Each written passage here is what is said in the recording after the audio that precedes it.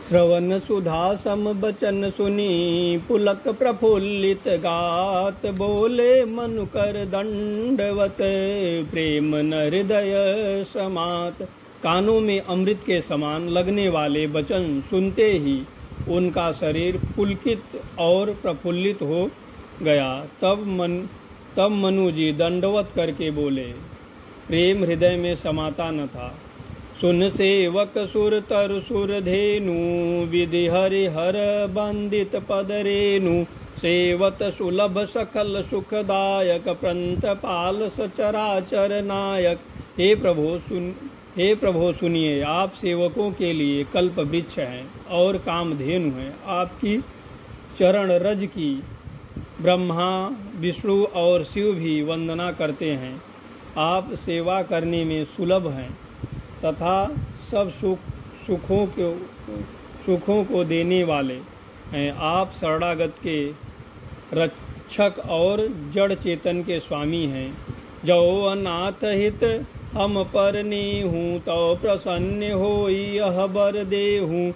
जो स्वरूप बस शिव मन माही, जहि कारण मुनि जतन कराही। हे अनाथों का कल्याण करने वाले, यदि हम लोगों पर आपका स्नेह है तो प्रसन्न होकर यह वर दीजिए कि आपका जो स्वरूप शिव जी के मन में बसता है और जिसकी प्राप्ति के लिए मुनि लोग यत्न करते हैं।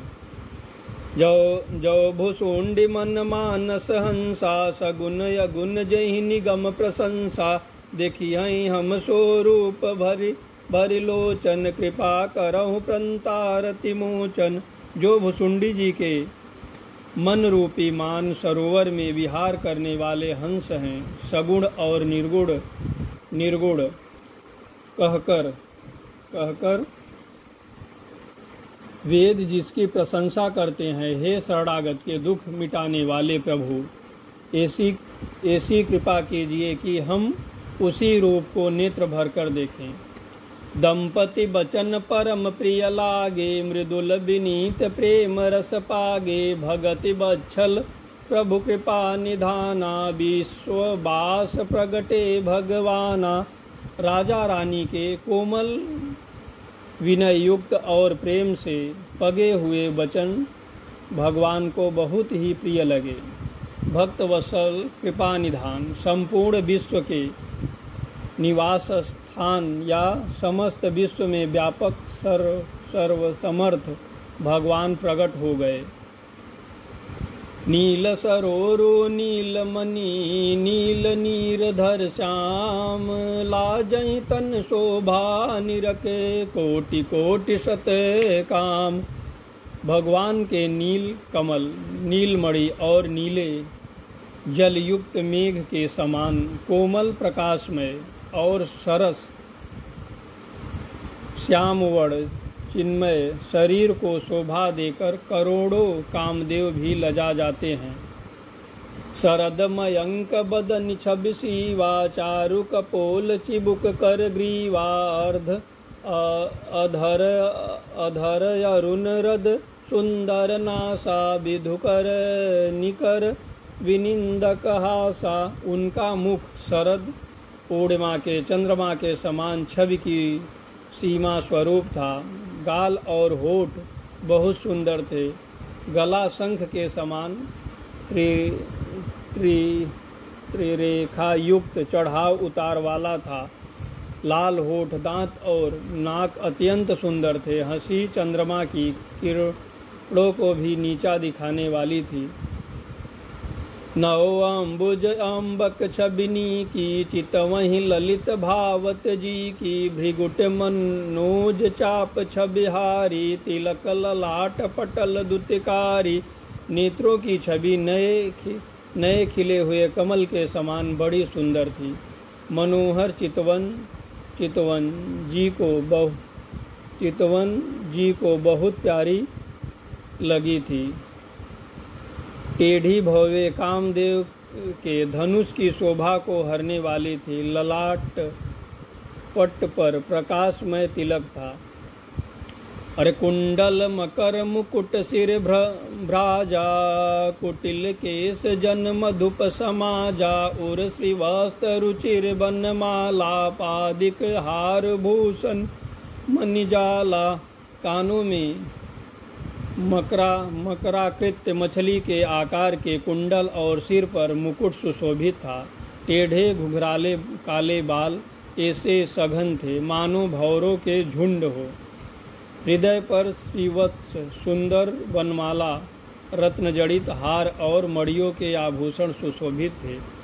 केहरि कधर चारु जनेऊ, बाहु विभूषण सुंदर तेऊ, करिकर सरिस सुभग भुज दंडा, करे निसंग कर सर को दंडा।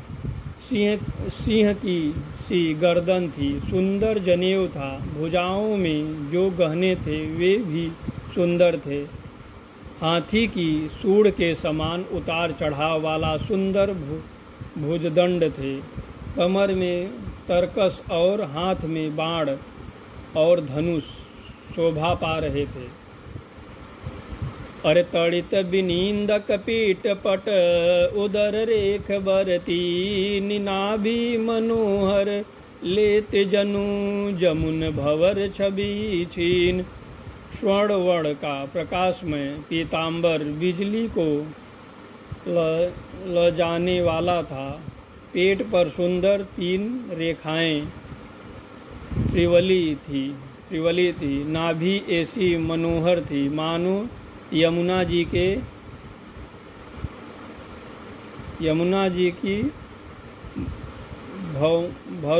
भरोहों की छवि को छीन लेती हो। और पद राजीव बरन नहीं जाही, मुनिमन मधुप बसही जही माही। बाम भाग शोभित अनुकूला, आदि शक्ति छवि निधि जगमूला। जिनमें मुनियों के मन रूपी भौरे बसते हैं। भगवान के उन चरण कमलों का तो वर्णन ही नहीं किया जा सकता। भगवान के बाएं भाग में सदा अनुकूल रहने वाली शोभा की रास, जगत की मूल कारण रूपा आदिशक्ति श्री जानकी जी सुशोभित हैं।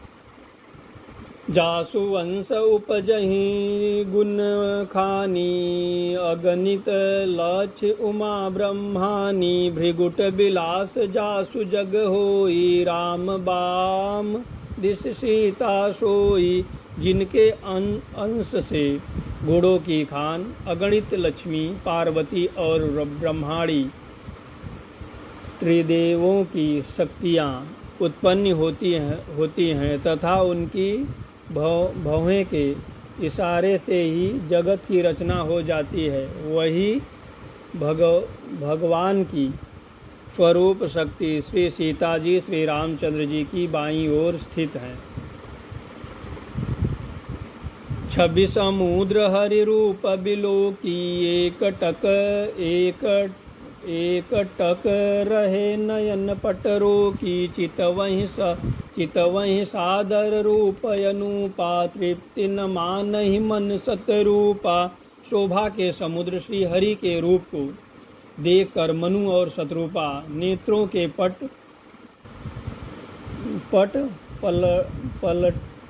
पलके रोके हुए एकटक देख रहे हैं। उस अनुपम रूप को आदर सहित देख रहे थे और देखते देखते अघाते ही न थे।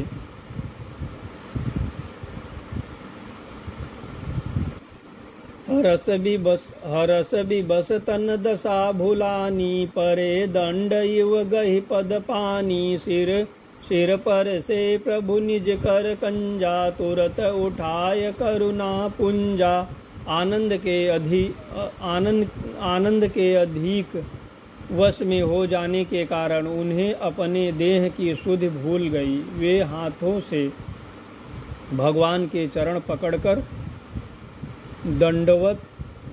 दंड की तरह सीधे भूमि पर गिर पड़े। कृपा की रास प्रभु ने अपने कर कमलों से उनके मस्तक को स्पर्श किया और उन्हें तुरंत ही उठा लिया।